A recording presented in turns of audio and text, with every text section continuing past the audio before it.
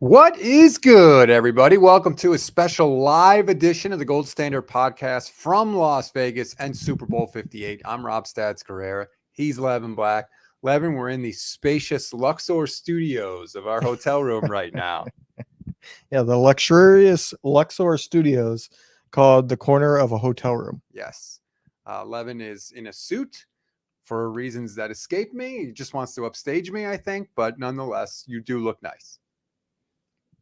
Don't be jealous. It's okay. You have your vest that you could have put on with your little star on it. I didn't bring a vest. You on should have this brought a trip. vest with a little gold star on it that says No. sheriff on it. Nope.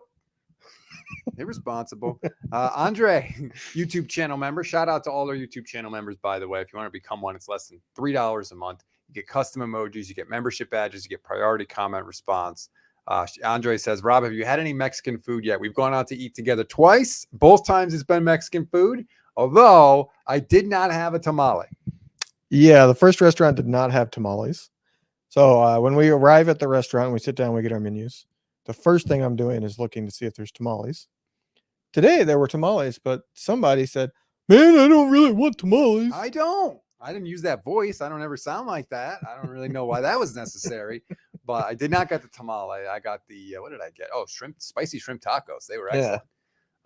You got to embrace the tamale. I guess we got to start that movement now. That's another one. We finally got the comments working again because we rearranged the studio. So we appreciate everybody with the comments. And thanks for bearing with us on the last live stream we did. We're going to talk about opening night. Levin and I were both in Allegiant Stadium on the floor for opening night. We got the chance to talk with 49ers players, 49ers coaches. We'll get into that. I think Brock Purdy's getting a little ticked off, frankly, at the media and all the questions that he's been asked. So we can dive into that. We'll take your questions and your comments and more, as we always do here on the Gold Standard Network. But first, I want to tell everybody about our YouTube channel partner, Community Tree Service, LLC. We are so pleased and privileged that they have joined us here to be part of the YouTube channel. We just went over 3 million views. Thank you so much to everybody. Over 10,000 subscribers now, which is absolutely incredible response. Thank you for that, and thank you for Community Tree Service for skating to where the puck is going and recognizing what we are building here. And hopefully they aren't the only ones. And they will take care of your yard, whatever you need: tree trimming, land clearing, home fire hardening, debris removal, hazard tree removal. They have you covered from the Central Coast up to the Bay Area. Estimates are free. You have nothing to lose. Give them a call, 831-763-2391. Email estimating@cts831.com, or just visit their website, communitytree.com, to schedule your appointment. Mention you're a Niner fan. You get a $200 discount on your quote. If you are a Chiefs fan, they're going to charge you $200 more. And let's be honest, you deserve it. Community Tree Service is licensed by the California State License Board, license number 1100816. All right, Levin. Let's get into the important stuff here. Bobby Pacifico says Stats wants to go back to Subway. You are not wrong. He had Subway for dinner last night, 2 nights in a row. I did sneak a photo to have proof, but I've been nice and have not posted it yet. So keep that in mind and how you talk to me, okay? All right, I will. I mean, I could point out that I could record a video of you snoring like a drunken sailor last night. I have chosen not to do that, but that's something I could have done. Was I snoring? Sawing wood. Really? Oh, man, absolutely. And first of all, you were sleeping like 2 seconds. I was up 25 hours. That's true. I showed you on my phone. I had 24,000 steps yesterday because I walked through 3 airports to get here, and then literally got here and we immediately started doing stuff, and it was nonstop going, the opening night, all of that stuff. So it was a long day. It was a long day, and I'm grateful for all your help and for being here, of course. It was insane. We can start with opening night. Just want to get to the super chat quick. Lettuce49 says, where should I watch the Super Bowl? Find a 49ers local bar or watch at home with friends? Everybody watching knows my stance. Whatever you do normally, that's what you do now. I'm literally flying out of Las Vegas, the site of the Super Bowl, on Friday to go be home in my spot with my son. I've turned down opportunities to do stuff on Super Bowl Sunday, some really cool broadcast stuff that's just not going to work for me. I'm going to be home watching football with my son in my spot.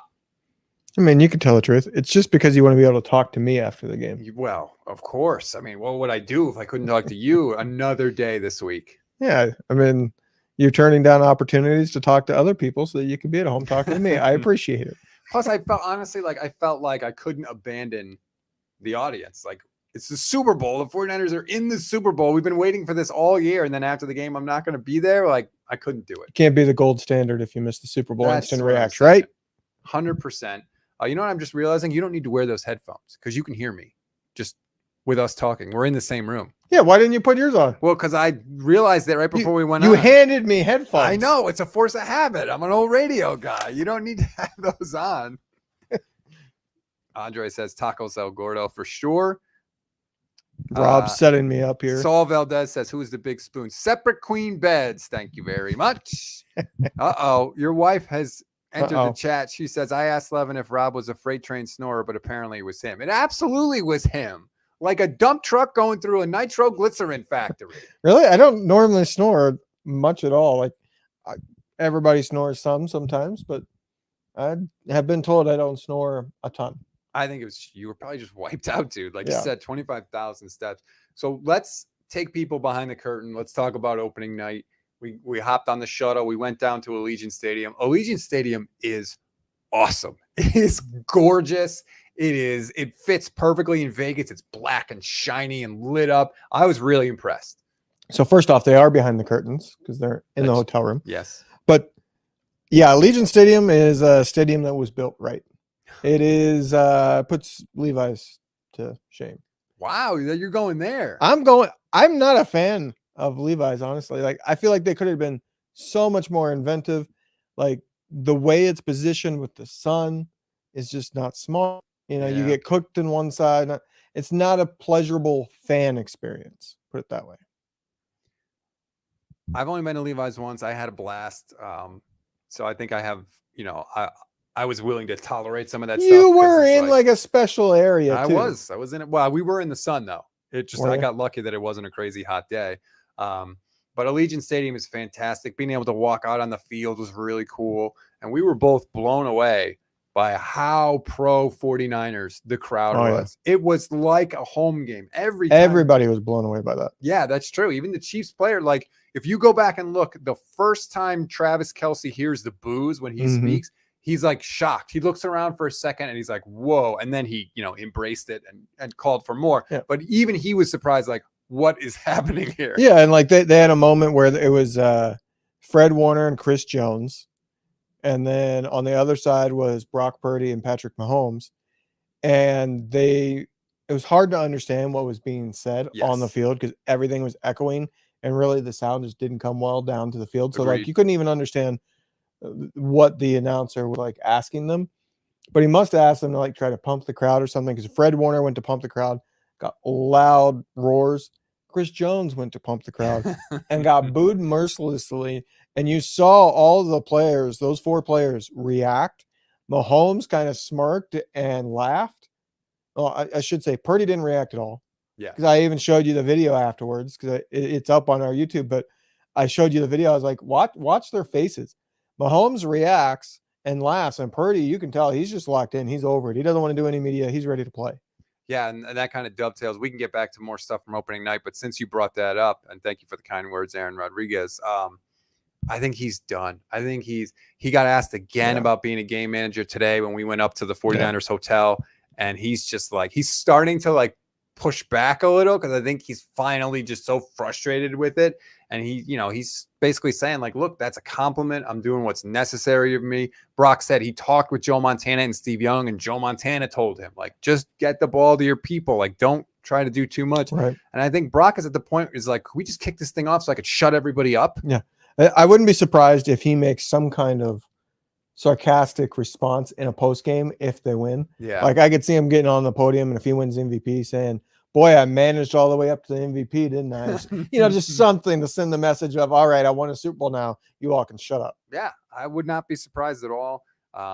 You could see, first of all, it was hard to see Brock at the media session today because like 35 minutes before he even came out to the little podium that they had set up in the hotel, cameras and reporters are just staked out around him. I tweeted out a picture of what it was like. I was standing up on a chair in the background with my phone like hanging over the crowd, zoomed in as much as I could get, and it still wasn't even that close. That's funny because I actually tweet like in the middle of the press conferences, like I moved on and I was going to go over to see what was going on with Purdy, and there was such a scrum. There were literally like 4 people standing on chairs in the back to be able to get an angle with their camera that I couldn't even get close. I was like, you know what? I should take a step back, get this whole scrum in one photo, and I'll post it to Twitter. People can kind of see the behind the scenes. So I posted to Twitter like, wow, look at this crazy. This is, I said, not if you want to ask him a question, you got to fight your way to the front, and then you got to shout louder than any other reporter, because his was different than anybody else's. Like everybody else's, there were multiple people asking questions sometimes that they would like step on each other and one of them would be quiet. Literally, the moment Purdy was done talking, it was like 10 people screaming, trying to be the one that drowned out the others, that Purdy would then turn it. Because that's kind of how it worked. Everybody's yelling, trying to ask a question. Whoever Purdy looks at is the one that kept talking. Yep. It's a frustrating thing because like you're trying to get your question in. Everybody's trying to think of a good question to ask, and you may have a good question. Well, some of them are not trying to think of good questions. Well, okay, that's true. But I'm trying to, as someone who doesn't get the chance to do this all the time. And like, let's be honest, I have spent how many months telling you all the 49ers press, their questions are so bad, blah, blah, blah. So I want to try and ask the questions that I think should be asked, because it's only like, I can't talk crap about everybody else. And then when I get the chance to do it, I can't softball it. So I'm trying to. Sometimes you just don't get one in. There are so many people here. Yeah. It's so much less civilized than the regular 49ers press conferences, where I feel like everybody kind of takes their turn. This is a free-for-all. Yeah, it was interesting just being from the angle of being a former sports journalist that's done press conferences, to see how this was set up. I was kind of caught off guard that like literally all 10 players are doing their interviews at the same time, and you have to like prioritize. All right, I'm going to get over there. And what was happening was all the reporters, they would like get to a player, they would get up front, they would get their specific question asked that they needed for the story that they were planning on writing. And the moment it was answered, they would beeline it out of there and go to the next player. And that was, so you just had like this, almost like a circle of reporters going around trying to get in and get their questions asked. And for the most part, like they let things go. Like there were still like questions being asked by the time like they started pulling them off the stages. But for the most part, anybody that had a serious question had already kind of come and gone. And the weird part of that whole setup is they potentially get asked the same question, because the reporter's not there hearing everybody else's questions. They show up, they need to ask a question. They don't know if it's been asked yet. And it's probably frustrating for the players, because it's like, dude, I literally just did this, but you have to prioritize, because we're trying to get footage for you. And if you go to the YouTube page, you can see in our shorts and some of our long form videos, we're putting up the stuff that we get. Then you have to decide, like, do I want to sit here and ask Diamador Lenore like 2 or 3 questions, or hear 2 or 3 questions from his thing? Or do I try to get my question answered and then go to somebody else to get more footage? So I definitely struggled with that a little bit. I probably stuck with Diamador Lenore too long, but I had a nice spot, and he was a good talker, and he was answering questions. Yeah, that's part of it. If you got in and you truly got like a good angle where you're not going to have other people's phones and stuff in front of you, you have this feeling of like, boy, I've been here a while, but I don't want to leave, because I'm probably not getting this angle with whoever I go to next. It's like you get the good parking spot out front. You're like, I don't care that I need to run errands. I'll walk those 3 blocks this time.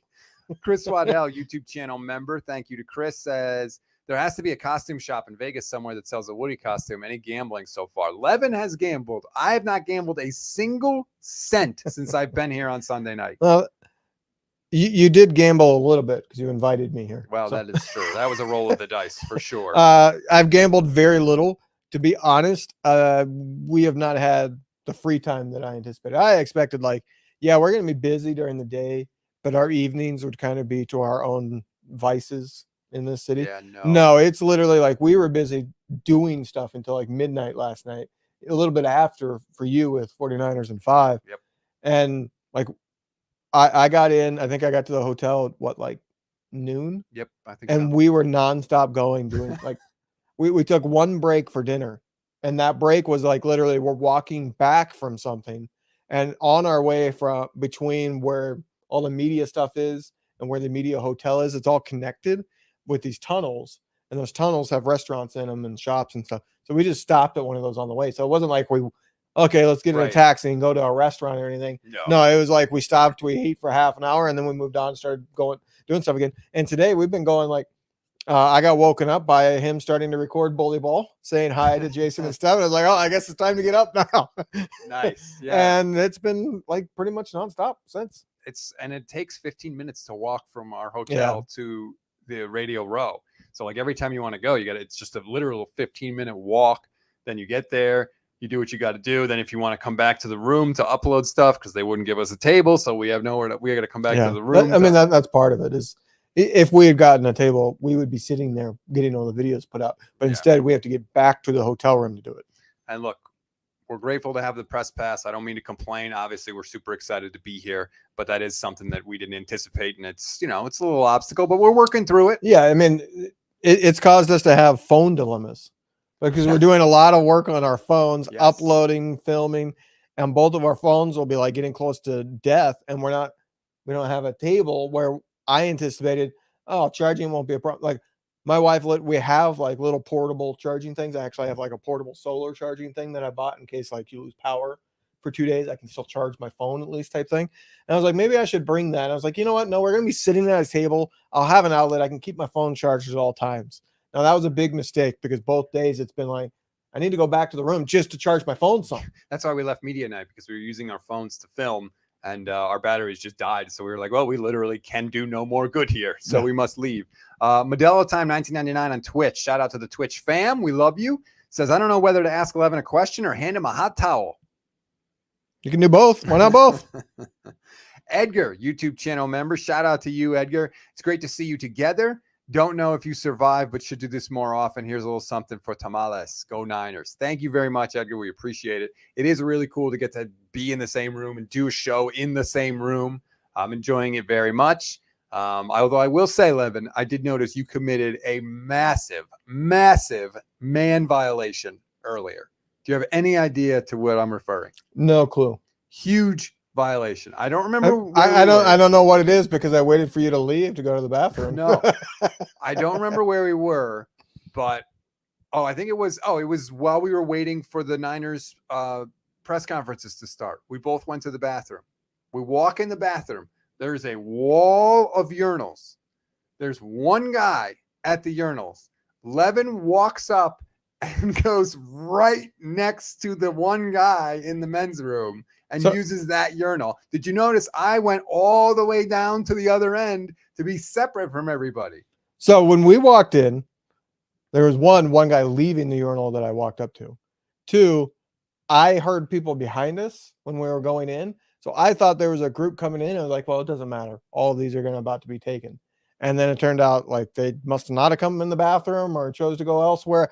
I don't know, but it ended up just being us. But, I ain't scared.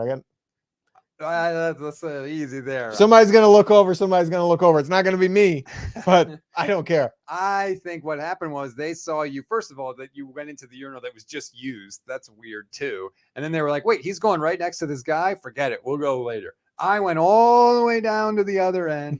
That's what every man knows in the urinal. You always like a one urinal buffer between you and anybody else if there's space. And I couldn't believe it. I was stunned. I made a mental note to call you out on it later. Maybe I'm about efficiency. I did walk to the closest one. Well, that's true.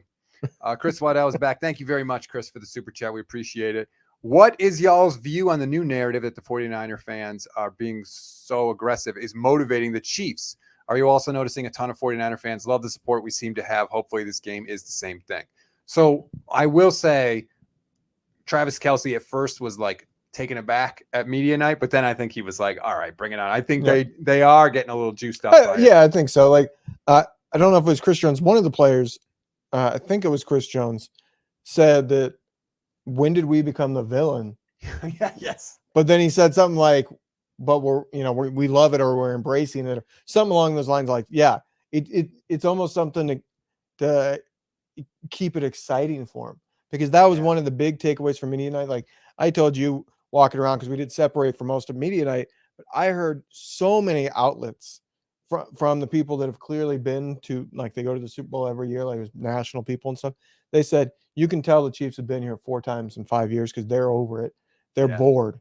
Like I heard two different people use that exact word, that the Chiefs are bored with this. The Niners are a lot more exciting because they were all, I mean, in the media, you want to interview the people that are active, that give you good answers, they're energized, the people that clam up, that don't answer anything. Like, there's a reason why I was able to get front row to Nick Bosa, because he has boring answers and he's really mundane. It's not an exciting interview.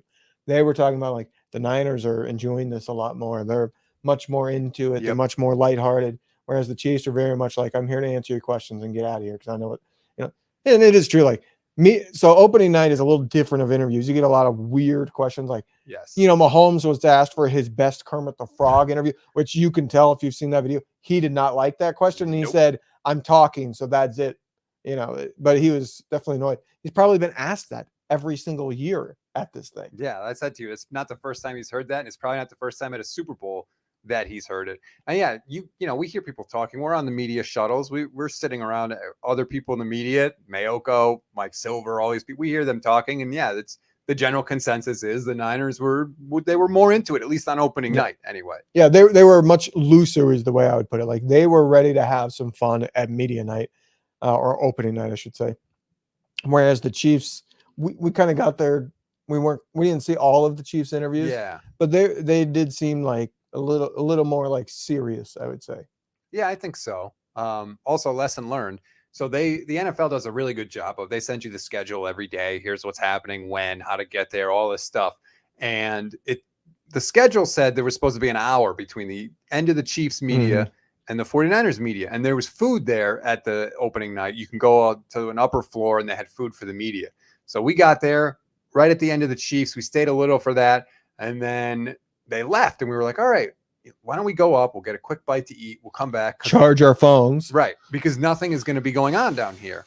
Well, I looked down and I was like, I don't know. It's about a half hour to when the Niners are going to come out. Let's wait a minute. And sure enough, like a minute later, the 49ers start coming out of the tunnel. And we were like, damn, if we had left, we would have been in big trouble. Yeah. So it wasn't like the Chiefs went. So the way the schedule was sent out is the Chiefs go, an hour in between, Niners go. What it ended up being was the Chiefs go, they do all their like interviews with the media and all that, and then they left the area. They must have just been like just off to the side or somewhere. The Niners do their walkout, and then both teams went up on the stage, and like that's when you had the Brock Purdy next to Mahomes, the Fred Warner, Chris Jones. That's when you had Andy Reid and Kyle Shanahan answering questions next to each other. That took up that whole hour, because the walkout was 15 minutes, and then they had half an hour up on the stage, and then they had like 15 minutes to get to their designated areas. Because like I said, so the way it worked is basically they had like a small oval, or I mean, it was a pretty decent sized oval in the center of the field, and inside of that oval, it was only like team personnel, NFL personnel were allowed. On the outside of the oval, right where the oval like edges, was all of the like different stages that all the players were going to sit at and do their interviews, including Kyle Shanahan. And then the media had to be on the other side of that. So it was almost like a big ring setup. And so they gave them like 15 minutes to get to their spots.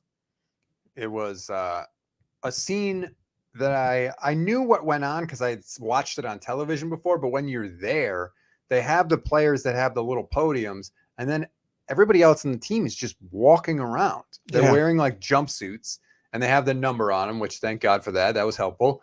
And they're just like walking around. Case in point, our phones were just about dead, and we said, let's get out of here. And then you looked up and said, Dre Greenlaw is right behind you. Yeah, we were literally getting ready to walk out, and Dre Greenlaw was standing right there. And so part of it is you have to like wager, how important is it for me to get this specific player? Because there's not like, okay, this player is going to stay here. No, they like literally roam through the media crowd.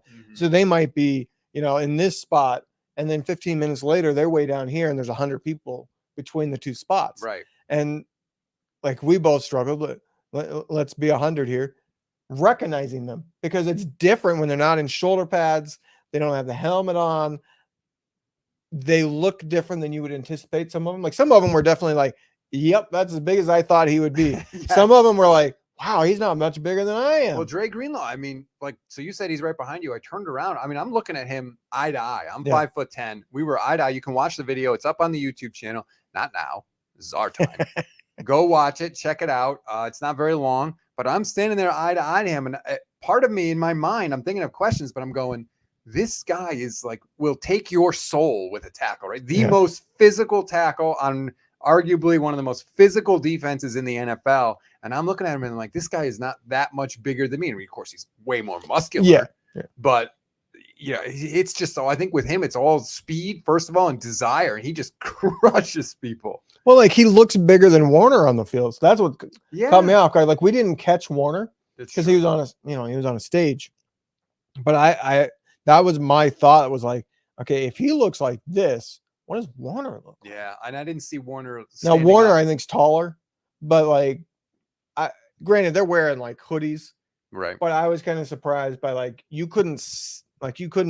Sometimes you can see like a bodybuilder who's wearing a sweatshirt. You can still tell like that guy's got tons of muscle under it. Couldn't really tell with these players, so it was off-putting, but it made us struggle to recognize some of them. Some of them were like, dang it, I know who that is, but I don't know the name right now. Well, and also too, like how often do we see them without helmets on? Yeah. So and some players like Juan Jennings wore a hat. It's like, dude, your red hair is the easiest thing to identify you by. Well, and I made a beeline today when he was there because he had his own podium today and he was not wearing the hat. I went over to talk to him. He is, man, what a personality on Juwan Jennings. Just they asked him like, have you visualized winning the Super Bowl and making a big catch? And he was like, I visualized every good thing that's ever happened in my life. He's like, not only me, I visualized BA making good catches. Like he's just he's all about the team, and like he seems to have embraced that role of like, hey, this is what I do. I do it well. It helps the team, and this is what I'm going to continue to do. Yeah, I actually posted a short. I really liked his answer. He was asked about the guy called it the basketball catch from last week. You know, a really high catch, which that was kind of the turning point in the game, I feel. But they asked him like, can you talk about any basketball stories that you have that like led you to being able to do that? Because that was definitely a basketball catch. And he lit up at that. And he went on to say, yeah, sometimes I feel like I'm dunking on their heads. And that was just a great quote, which is why I posted it, because you get a player talking about dunking on somebody's head, but he plays football. Then he was like, I got so many stories. So many, he clearly loves basketball. Yeah, and honestly, on that play, he did kind of go up like it was a jump ball. Chris Waddell is back. Thank you, Chris, for the super chat. I had the urinal thing happen to me, he says, at a rest stop at like 3 a.m. in the morning. Very strange feeling. Thought I was going to be in an altercation, to be honest. Okay, first off, that's a whole different story. You're traveling, you're at a rest stop, like somebody gets close to you, that's awkward. It's awkward no matter where you are. You're in a media, there's people coming in and out of that bathroom constantly. Come on. The whole wall of urinals was empty other than that one spot, and you went right next to the one spot where somebody was. Clearly, you're not as confident in your manhood as I am. It's not about being confident in your manhood. It's about respecting man law, sir. You violated it. Jermaine. No, I'm sorry. I apologize. Jessamine. I'm Jasmine? Jasmine? One of those three. That's how you spell Jasmine. So I can't see. Okay. The computer is far away. It's Jasmine Testamark. All right. Thank you. Jasmine Testamark says, I think it's safe to say the group left the bathroom when they saw you stand right next to the other guy. LOL. I'm a gal, and even I know that rule. So I totally didn't even think about it until you mentioned it. That's why How could you not think about it?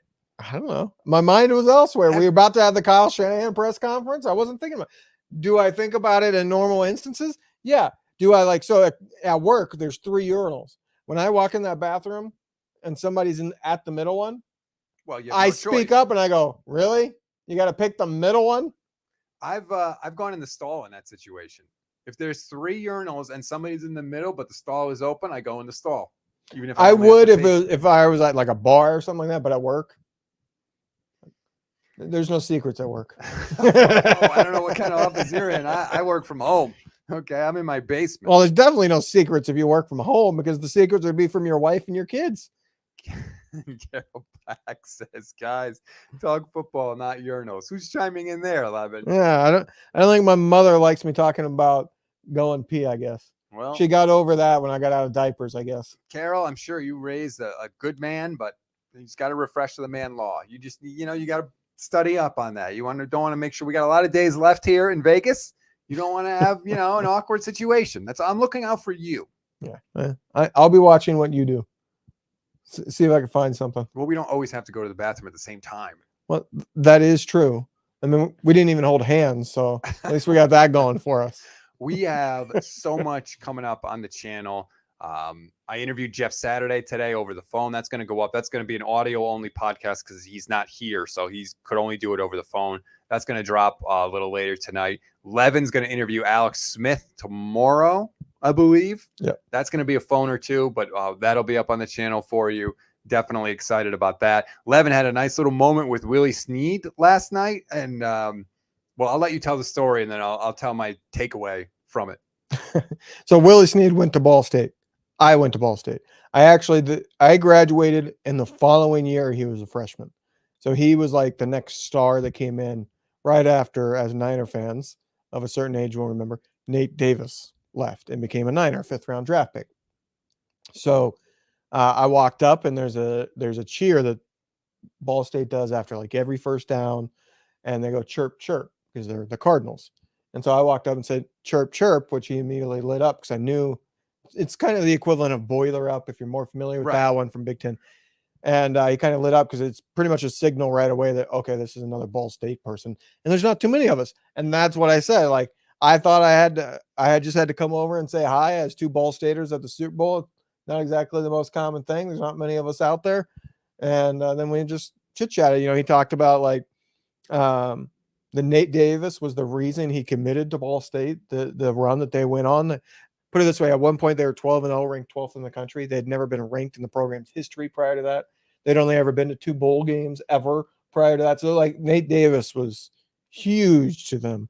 And then he talked about a wide receiver that was there at the time. And then when he's being recruited, they were sending him that wide receiver's videos and plays because he was leading the country and receiving at the time to try to convince him to commit. So talk to me a little bit about his recruiting, and then, you know, we went our step ways. And all this is off the record. This is literally because Levin didn't need to record it. Yeah. But the point is, you know, if you can hit the right note with certain players, you sort of like get them to lower their guard a little bit. And like, maybe it helped too that like you didn't have a microphone in his face. Yeah. But like he started to, I was watching from afar. He was talking to Levin like he would talk to a friend. Like it was a really cool thing to see. And if you can just, you know, I don't want to say talk to these guys like they're human because that sounds weird, but if you can just get into more of a conversation less than an interview, it helps. So when you're doing interviews, like I was taught this in college and stuff, you start with a disarming question. Right. Is how it's phrased.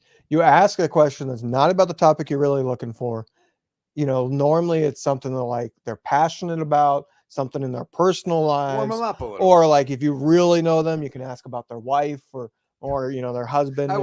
You know what I mean? Like if you really know them, like you've done a bunch of interviews with them, you really got to know their family. You know, something that disarms them, because then they will be more open.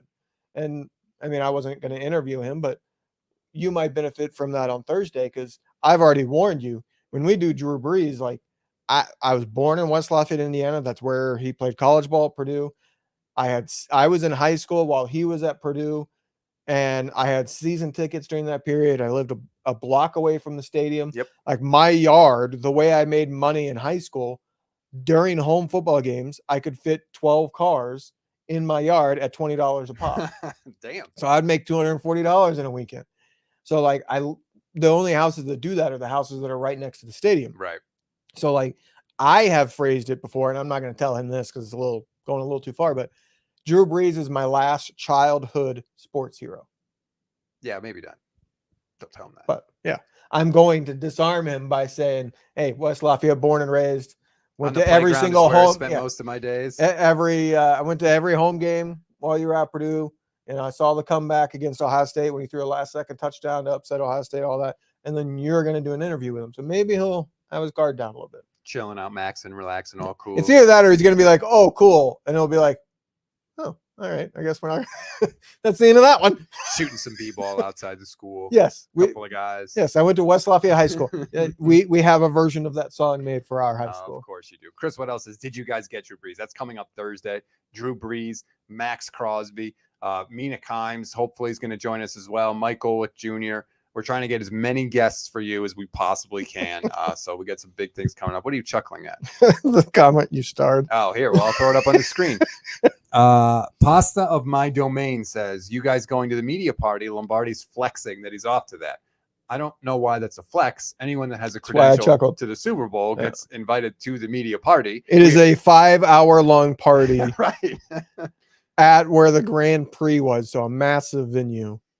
And literally anybody that got a press pass this week is invited. There are 2,000 people that got a press pass this week, by the way. Just, throwing that out there. Look, we're going. It's free food. God knows Yeah, we like can I'm save a little excited to money. go, Yeah. but I wasn't exactly going to be flexing that. Yeah. Ooh, I was invited. I don't know how he phrased it. He might have just said headed to the media party, which, yeah, maybe I would have put that tweet out there. I'm not going to do it now. I can tell you that. Let me just say, David Lombardi, huge, like way bigger than you. I'm not talking like important. I'm talking height.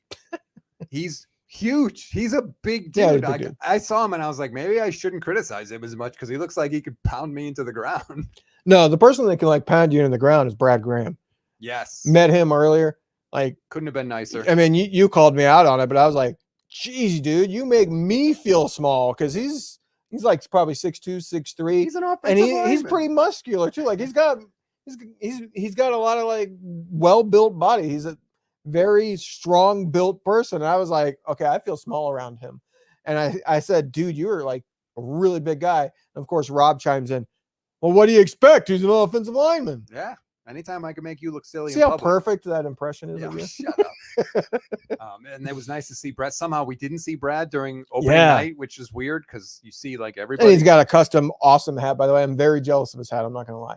He's got a red hat. If you've seen his stuff from media night, I think he has some stuff where he's wearing it, but it is an all red hat. And then it has the saloon font 49ers across and it's outlined in gold. I want that hat. It was a pretty sweet hat. I'm not going to lie. I did notice the hat as well. Chris Waddell says, I'd like to see you guys next to Big Trent Williams. I can't. Yeah, see, he had it staged, so you don't get the same impression. Yeah, you're not standing next to him. When they're on the stage, you don't pick up on the size. The one we ran into Kosh last night. We had a long conversation about. Yep. He interviewed Kinlaw, and I was like, God, I didn't even think about it. That's who we should have searched out to see, like, all right, how big of a dude is this really? That's the first thing we asked him. We're like, oh, you interviewed Kinlaw. How big? And before we even finished the sentence, his eyebrows like raised up. He was like, he's huge. Like everybody talks about how big he is. And the reason apparently is because he's literally a mountain of a man. I mean, there's a reason why he got Grant to get quiet real quick. Well, we met Grant. Grant's also taller than I thought he was going to be. Everybody's taller than me. What the hell? I'm not short. I'm 5'10". That's not short. Yet everybody we meet, Akash is super tall. You're taller than I thought. RJ Ochoa from my SB Nation days, I met him. He's taller than me. Where are the short kings? So there's a factor here that you're not appreciating. Generally, the people who want to cover sports are the people that fell in love with sports, played them, but weren't good enough to make a pro. That's a lot of the people. Well, yes, sort of. Sort of. You said you didn't play sports. I played sports. I just was nowhere near good enough to go pro. You know what sport you would have been good at? Oh boy, I'm sure this will be a compliment. Go ahead. You would have been really good at wrestling because you would have been the only person in your weight class. Undefeated. Look, Chris Waddell says, I'm 6'7", 200. Jeez. Where are all these giant humans? 6'7", 245. See, so I don't get those. I'm also 245, but I ain't no 6'7". Been in that category my whole life. I honestly I think that's part of it. Everything goes into the stew when you're interviewing athletes and stuff. And I don't know this. Maybe I'm just projecting, but I think there's a difference when you see someone like Brad Graham or a former athlete that interviews them as opposed to 5'10", 140-pound me who interviews them. They're like, look at this geek, right? This person cannot understand the world that I live in. They can't understand the physical experiences that I go through on the field. And I'm not saying that to criticize players. I do think there's a difference. I'm not too sure about that one because there's a lot of like Matt Barrows has no problem getting interviews, which we haven't run into him yet, but I've heard he is very small. Oh, we lost one of our lights. Oh, now we got a light show going on now. Light show. Strobe light. We did lose water the other day. Rob's going to get up and do a dance here in the strobe light. Incorrect. Now everyone is throwing their height in the chat. Yeah, and they're all bigger than you. Oh, there you go. You got a winner. What? Diego. Oh, yeah, Diego. Short king, baby. 5'4", 132. Shorter than me and weighs less than me. Yeah. Now I feel like a man. You know what we should do? When we do the media bracket in March, Yes. we should like list our heights and weights and then like line it up, put it in like a graph, smallest to biggest. So I have a here's feeling- all your 49ers media from smallest to biggest. I have a feeling not all the people in that bracket would appreciate a height weight listing. Yeah, I would bet at least half of them would not, probably. Batman 29 says, tell Evan to stop slouching. Okay, my mom's in this chat. I don't need a second one. Andre Garibay says, Rob, you can blend in with Jake Moody. I did. I was taller than Jake Moody. You can watch the video. That's up on our channel. I was taller than Jake Moody, and I was like, wow, he's really tiny. Yeah, so Rob, I can't remember if we were waiting to interview him or if you just interviewed him, but you're like, wow, he's smaller than I thought. And I go, he's a kicker. Of course he's small. There are some kickers that Sebastian Janikowski was big. Yeah, and he's like one of a kind. I guess I didn't really. Jake Moody is like, Robbie Gold is small. If I walked up to you and was like, this is Jake Moody, this is my friend Jake, we've been friends forever, you'd be like, yeah, okay. Yeah, that's what kickers are. They're regular, everyday people that happen to have a really strong leg. Okay, I was surprised by that. Like I told you last night, the Grammaticas are like 5'5", 5'4". But they were small for kickers even. Yeah, but I mean, there is a legitimate reason why, and I told you that last night. A lot of your soccer players and your kickers are smaller people. The reason for that, or one of the reasons for that, is the smaller the person, generally the smaller the foot. The smaller the foot, the easier it is to control. Like David Beckham has like size 8 feet. Like the smaller your foot, the easier it is. There's less room for error. Levin was giving me a foot breakdown during opening night. Yeah, you're welcome. Trying to educate you I'm here. trying to talk to Jake Moody. Come up kickers with are questions. People too, okay? And kicking is very important, as we know. That's why it's always talked about. Well, one of the first names I told you of guys I want to talk to was Jake Moody. Like, I wanted to go talk to Jake Moody. I wanted to get a feel. I didn't see Wisnowski last night. No, I didn't see Mitch either. Well, we didn't see Jake for much of the night. I was like, are they trying to hide Jake Moody because they don't want everybody asking him about, being nervous about possibly missing the kick? But he did not strike me as nervous. He came across as very relaxed. I told you my read on him after the Cleveland game. I think he's just like somebody that doesn't show emotion much in his face, and he's just kind of like always calm. That seems like the demeanor you would want. Yeah. We'll see if it holds up. What is this? Owen says, whoa, shots fired. Soccer players are not small. I don't follow soccer close enough to know. I know Messi's on the smaller side. Yeah, Messi's 5'5", 5'6", depending on what you look at. I mean, Cristiano Ronaldo is considered really big, and he's like 6'1". He's giant for soccer players. I follow soccer. Like, soccer players are much smaller than other professional athletes. Okay. They literally, their bodies model a marathon runner to a degree because they do run. Some of your midfielders literally will run like 10, 11 miles during the game. I was talking with someone that I met from NFL Network. I don't want to say his name because he didn't say that I could share this, but I don't think I'm betraying any trust.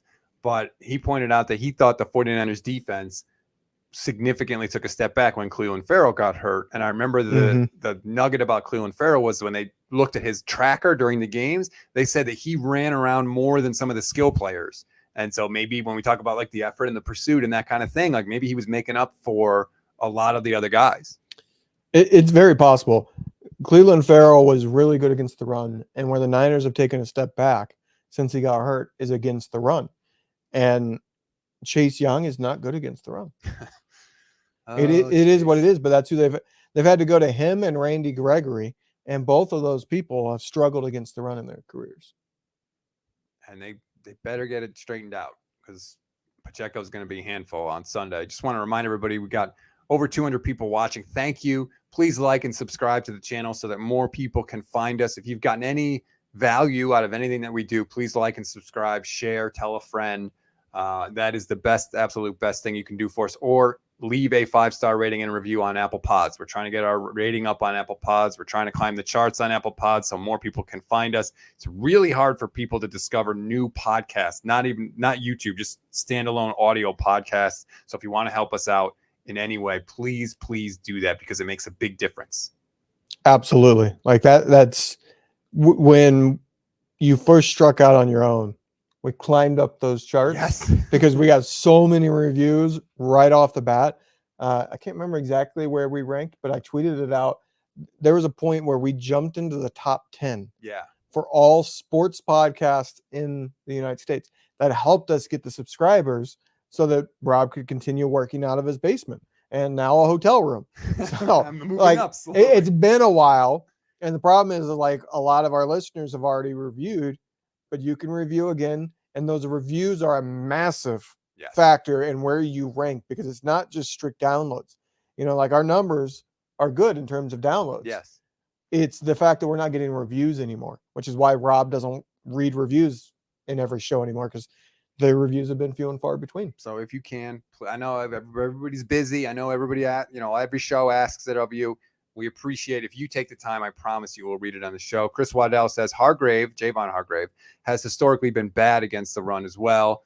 I do remember seeing some of that basically, like, he was so geared up to stop the pass that he would kind of just go for broke, and sometimes that would hurt him in the run game. Well, he's not the biggest of guys for that position. He's actually pretty short. Yeah, he's not typical defensive tackle size. Yeah, he's not typical defensive tackle. Now, can he pass rush? Absolutely. But he can get moved. You know, he's not like Armstead, who's going to be 6'7". He's going to be able to, like, dig in and not get moved very easily. I like this comments. First of all, Tim Johnson says, this is my favorite 49ers postgame show. Keep up the great work, guys. Thank you very much, Tim. Brandon says, does that Luxor elevator screw with you guys? I always feel so off balance in that thing. So this is really cool. For anyone that doesn't know, the Luxor is the Pyramid Hotel in Las Vegas. It looks like a pyramid. Right now, ours looks like a giant Doritos chip, because they made it look like a giant Dorito. It's a pyramid. So in the elevator in the Luxor, you don't go straight up and down, because you can't. It's a pyramid. You're against the wall of the pyramid. So you actually go up at like a 38-degree or 36-degree angle. And the elevator, like, it doesn't move like a normal elevator. It's very weird. So I didn't even notice, if I'm being honest. They put a sign in the elevator that says. Well, I know you pointed it out to me, but I didn't notice. Like, I have not felt the movement being different. And I literally have thought about that multiple times while being in the elevator. It's like, are we literally going at an angle? Because I don't feel it. Well, I did. Of course, you poo-poo everything I say. So, Brisbee Life on Twitch. You heard it, chat. Help Rob stay in his basement. Yeah, thanks a lot. I've seen this question a couple of times. Owen says, do Google Podcast reviews help? I know a lot of people listen on Android. I don't know the answer to that. So they help some ratings, but not directly Apple ratings, and the Apple ratings are the biggest one. I will say Google Podcast reviews will not help, because I got an email a week ago. Away. Google Podcasts is ending. They're not going to continue doing it because it's not been worthwhile to them. It's YouTube now. You can get the podcast feed via YouTube, which ours is already locked in there. So, but wherever you listen, leave the highest possible rating you can leave. And if you can leave a review, please do, because it does make. And if you can steal a friend's iPhone for a couple minutes and leave a review on Apple because you have an Android, we do that too. Steal phones if you have to is the message that we're sending. No, clearly we're walk up to that stranger and say, hey, I need to make a phone call, but then really just be giving us a review. Diego Figueroa, YouTube channel member, says, I thought elevators would be right in the middle. Weird place. No, they're on the walls. There's actually different sets of elevators. I didn't pick up on that in the beginning. They were like, oh, go towards the green elevators. And I'm thinking, man, it's taken me a really long time to walk to these elevators. It's because they're on the walls of the pyramid. Yeah, so this is my second time in Vegas. The last place I stayed was the same way. It was like, okay, if you're in these rooms, you go over to those 4 elevators. If you're in these rooms, you go over to these 4 elevators. If you're in these rooms, and they can be 1,000 feet apart from each other. Like, yeah. And it also doesn't hurt that you have to walk through the casino to get to the elevator. Well, that's part of it. Yes. Yeah. I'm sure that's not an accident. Well, so these hotels are massive hotels. They're not normal sized hotels. So part of it is like, one, security. Yeah. So you go up in an elevator, and those elevators will get you to an amount of rooms that's like a normal hotel. Like, if they just had 1 or 2 sets of elevators. Right. Some people are going to go up in the elevator and then walk for 10 minutes to get to their room. Yeah, obviously you don't want that. Ty Vo, shout out to you, says, I love Rob. I love the way he wears his 49ers emotions on his sleeves. Thank you very much, Ty. I appreciate it. Don't worry. You lied. They're not on there. Oh, God. See, I can do this now that we're next to each other. I know. I'm really glad. That's really making the experience so much better for me. I got to tell you. Owen says, I'll steal my 15-year-old's iPhone. I got you guys. 100%. Absolutely. Hey, if he's 15, it's your iPhone. That's right. Chris Waddell says, Spotify reviews a thing. That's where I listen. If They I are, listen to yes. YouTube Live. Are the reviews or just the rating? Because I've seen the rating. I don't know that there are actual reviews. They call them ratings, yeah. But I mean, it's the same thing. It all helps. Because so they all have their own rankings, Yes. for one. So, like, if you go into Spotify and you're looking for a podcast and you click over and say, give me a football sports podcast, the podcasts that have tons of ratings as well as downloads, you know, they have a formula to it. I don't know their exact formula. Yeah. That's how they populate and choose where you're going to find in the rankings certain podcasts. So if you leave a rating or a review on whatever you listen on, it's going to help us in that specific app. 100%. And all those app downloads count the same for us. Absolutely. So. Tony P123 on Twitch says, wow, I didn't recognize either of you for a second. Yeah, it turns out we have like full bodies, legs and lower bodies and everything. Most people only see us from like chest up every day. Yeah, there's been some comments saying, wow, I can see your legs. Or like you posted the photo of us at Allegiant Stadium last night. Mm-hmm. And people were saying like, you guys look weird. Stuff like that. Yeah, it's because you can see our whole bodies. Right. You're not used to that. We're not just like a floating head. Anthony left a review on Apple. Thank you very much, Anthony. We greatly, greatly appreciate it. If my phone wasn't charging right now, I'd reach over and read it live. But we'll get you on the next show. I promise. Oh, go ahead. I was going to do another comment, but you do this one. Okay. Super chat. Matthew Sanders, thank you very much, says, can the Niners get inside these guys' heads? Kansas City getting ready for a fight, but San Francisco is gearing up for a homicide. Feel like they're the more serious team. I talked about this. I was on VSiN Live earlier today, which was really cool to be in studio with those guys instead of in my basement. You know, and they said, like, are all the pressures on the 49ers? And I said, okay, I understand why you could say that. But on the flip side of that is the 49ers have the hunger that can only come from a team that hasn't won their first championship yet. And I know the Chiefs are competitive and all that stuff, but it's different when you don't have one. Yeah. So the Chiefs are fighting for a dynasty. Right. The 49ers are fighting for a legacy. And you can argue, the becoming a dynasty changes your legacy. So the Chiefs have some legacy aspect, but that's really what it is. Nobody remembers teams that lost in the Super Bowl, really. You know, 10 years from now, people will be like, oh, yeah, what Super Bowl were they in? But if you talk about the winner, they'll immediately know who they beat. Oh, right. Yeah, they beat that team. You know, so your legacy is secured by winning a Super Bowl. But becoming a dynasty is a whole different level to it. And that's what if they win 3 in 5 years. That's dynasty. 100%. That was very well put by you. Oh. That was that was one good sentence on the I'm show. not crying on camera until the Niners win the Super Bowl, okay? 52 minutes in, you've had one good sentence so far. I love this. Spy Dirty says Levin is the guy that falls asleep first and snores. So that was the comment I was going to throw up there. And then your wife. That is like the most inaccurate thing. Yeah, my wife is backing me up here. I struggle to get my brain to turn off. I am somebody that when my head hits the pillow, my brain kicks into hyperdrive and it starts going through every possible scenario that I could fall into in the next day so that I'm like mentally prepared for it. And I can't stop myself from doing it. I literally take half an hour to an hour to fall asleep. But last night I had been up 25 hours. I had walked 24,000 steps, and the previous 4 nights, the most sleep I had gotten was like 4.5 hours because I was working the previous day. So yeah, I was out cold. So yeah, and your wife chimed in, Levin never falls asleep first. That is hilarious. This is the interaction that we love in the chat. Thank you very much. Andre says the dynasties for Mahomes, Kelsey, and Andy Reid. The rest of those guys won't be remembered. Yeah, that's true. And it really, mostly it's for Reid and Mahomes. Like no one cares about dynasties for tight ends. Let's be honest. Head coaches, quarterbacks, it is a dynasty. It would 100% be a dynasty. There are only, 3 quarterbacks right now? No, 4. Is it 4 quarterbacks with 3 or more rings? It's Brady, it's Montana, it's Bradshaw, it's Aikman. So 4. Is that it? Yeah, that's it. That's the territory that Mahomes is fighting for. Like I went through like 4 different names in my head real quick, and all of them were like, no, it's only 2. Huh. Yeah, Peyton 2, Eli 2. Peyton's 2. Like 1.5. Let's be honest. No, they all count the same. No one says that about Brady's first, and he threw one touchdown that entire playoff. If people are going to discredit Dilfer having won, you can discredit the second Peyton one. We passed on Dilfer in the opening night, right when we walked I in. did not notice. Like, Levin doesn't have his head on a swivel, or at least So he didn't right away. I did by the end of opening night, but like I'm not used to this.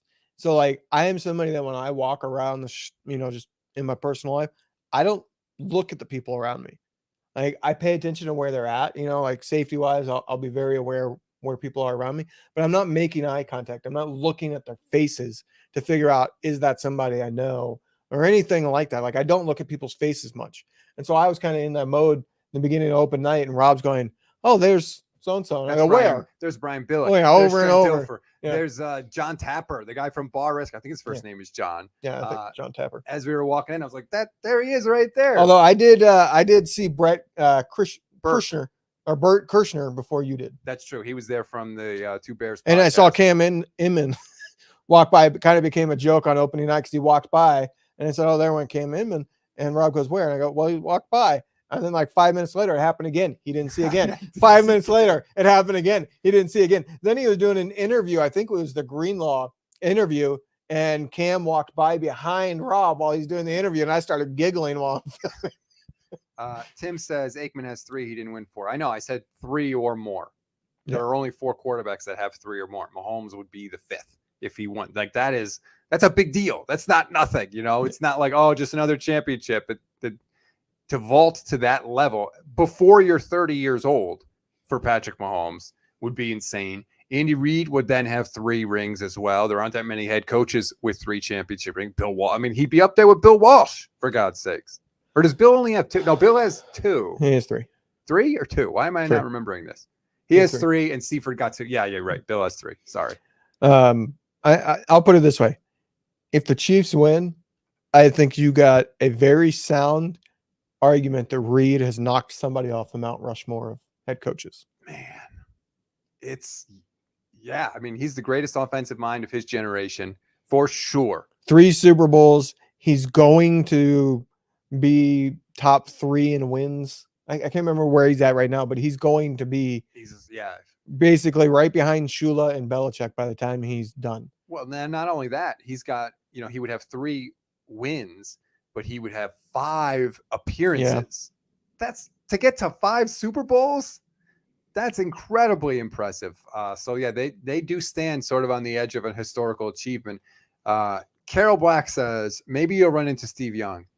Carol, I cannot tell you how much time I have spent trying to get Steve Young on the show because Levin told me that that's his dream interview. And Levin, look, we break each other's stones, but I appreciate everything you do. And Levin has helped out a ton with this network. There would not be a network without Levin Black. And I have been trying so hard behind the scenes to be able to get Steve Young on the show to surprise you. Hey, guess what? Steve Young is going to be on the show. I can't get him on the show. I cannot track down a number. I cannot do it. I've been searching endlessly. If I see Steve Young in the next 3 days, I will tackle him to try to get him on the show. Well, I mean, to be fair, you got the one person that competes for Steve Young for my dream interview. Drew Brees is. Like I said, where I grew up, that is my last childhood sports hero.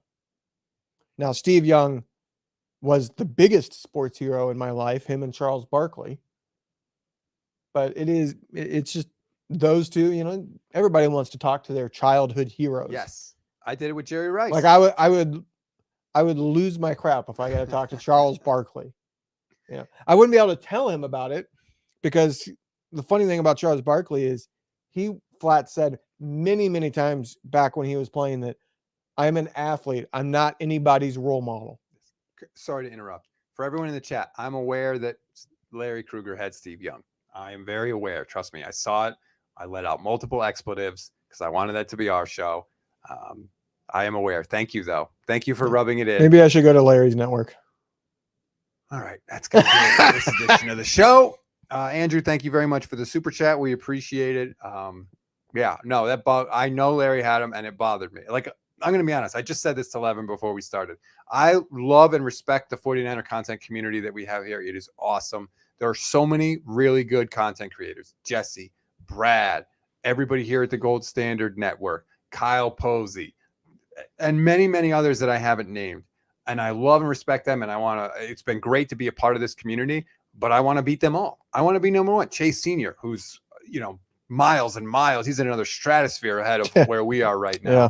I don't know that we'll ever catch him, but do I want to? Yes. I want to be the best one. I do. And so when I see that Larry Krueger had Steve Young, it ticks me off. It's going to bug me until I get Steve Young. You know what we're going to have to do? What? We're going to have to rig that bracket and have you versus Larry so you can get a little revenge.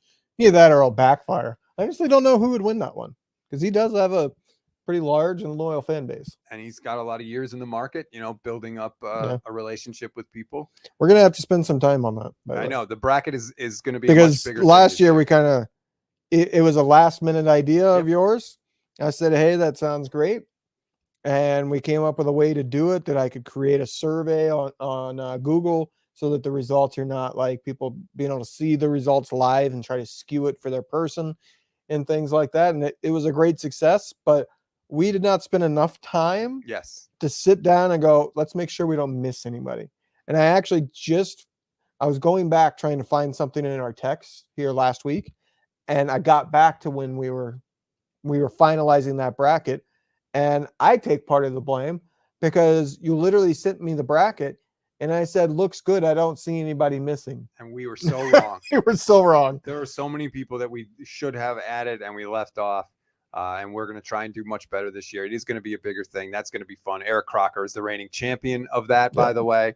I didn't mention Croc and Peacock. Again, there are too many 49ers content creators to mention. If I didn't mention anybody by name, it's not personal. It was not a slight by any means. Chris Waddell says, how dare you be a 49ers fan on the East Coast? I'm not going to contact Larry Krueger. I'm not going to do that. I'm just not going to do it. Larry and I there's no beef there, but I don't expect other people to share that stuff. Like getting Steve Young on it's kind of odd, like producer to producer, maybe, but like on-air talent to on-air talent. Hey, call, I'm going to call you and ask for your contact so I can get the interviews instead of you. Because Steve Young's only going to do so many interviews. Right. And so when it comes to like having the numbers or the emails of the people to contact to get interviews, that's a little bit more of like I'm going to hold my book over here. Kind of like, this is completely random, but it's almost like a golf course. The professional golf courses, the caddies all have like their professional book.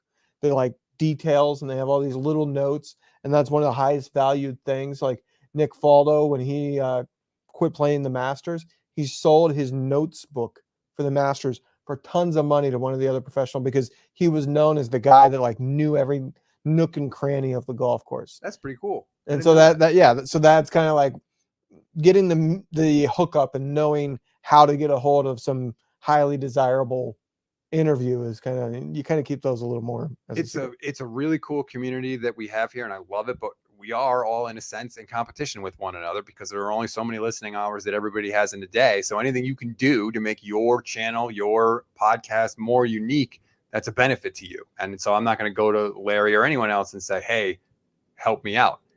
I'm just not going to do it. If somebody came to me and asked me, I would consider it. But I don't expect anybody else to do that for me. So thank you. I appreciate the suggestion from everybody in the chat, but that's not how it's going to go down. Adam says that's called networking, my guy. I've been a Pennsylvania 49er fan all my life. I went to the week one game with the Steelers. It was my first game. It was awesome. Look, I know what networking is. Okay. I've been in the sports media business for 15 years. I know how to network. I know. Let me just say, walking around this stuff with Rob, it's about 2 or 3 times every single time we go out and make the walk to get to the media area that Rob is stopped by somebody that he knows that he's networked with. And they're like, oh, hey. And then they awkwardly, oh yeah, by the way, this is the guy I'm with. And it's like, they don't give a 2 hoots who I am. I was sliding the introduction. Hey, this is my co-host. I appreciate it. But every single time it's like, I'm standing here in this awkward third wheel situation. I have to introduce. Oh, I know that, but it's, you're going to say hi to the people you know and continue to keep that contact and network. But for me, it is awkward because I'm like the third wheel here of like, I don't even know who you are. Because every single time he finishes one of these talks, we walk a couple steps away and I go, all right, who was that? It's always a fun conversation. Because they're the producers for the most part. Like some of some of the, talent. Yeah, I recognize them, but I'm not going to recognize the producer. You never Right. see him. Edgar Corona, thank you very much. Edgar became a YouTube channel member. Shout out to you. We appreciate it. Also, Edgar says, finally get to see you two together. How funny. What's funny? How are we funny? Funny how? Not surprised that Levin acted the way he did when you guys first met. He didn't offer me a handshake. He didn't offer me a hug. He didn't offer me anything. In fact, he barely acknowledged me. He wanted to know where the room was. Yeah. So, I mean, it's nothing unique. I told you the story. Like, my wife texted me when we were talking about that, and you talked about how I gave an awkward side hug. Yep. My in-laws were in town at the time, and my mother-in-law was watching the video with my daughter and my wife, and my mother-in-law goes, "Oh, I know all about that hug." And then right after that, I launched into my spiel talking about I hugged my mother-in-law that way. I still hug my own mother that way. So that's a little weird. Adam says that comment was not meant for you, Stats. It was meant for Doodle Freak. My apologies. That's my bad, Adam. I'm a little sensitive, probably. It's been a long day. We're very tired here. He didn't get a good night of sleep, okay? Some jerk was snoring. That's right. Sawing wood over there on the other side of the room. That was Levin Black. Anyway, all right. We're going to sign off for now. Try to get this posted on the audio side as well for you. Again, if you haven't liked and subscribed, please do. Your mom says she is confirming that I don't even hug her. That is, yeah, I'm sure she's, would like a hug from her son once in a while. Just saying. Tim says, that's why I had a kid. My kid can do the hug for me. You can go get that Alex Smith, Elvis Gerbeck, Steve Bono, Steve DeBerg panel.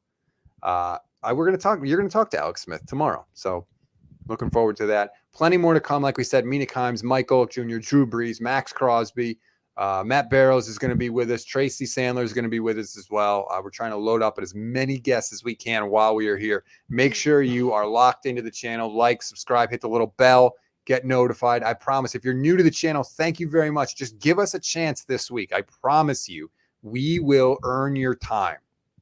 At least one of us will. But now we got to go party with Lombardi. You like that? That will never happen in 1,000 years. But we are going to hopefully get some free dinner, which, let's be honest, we could both use a free meal on this trip. Vegas is not the cheapest town to be in. Anyway, thank you, everybody. We appreciate your support. Have a good Tuesday. It's Tuesday?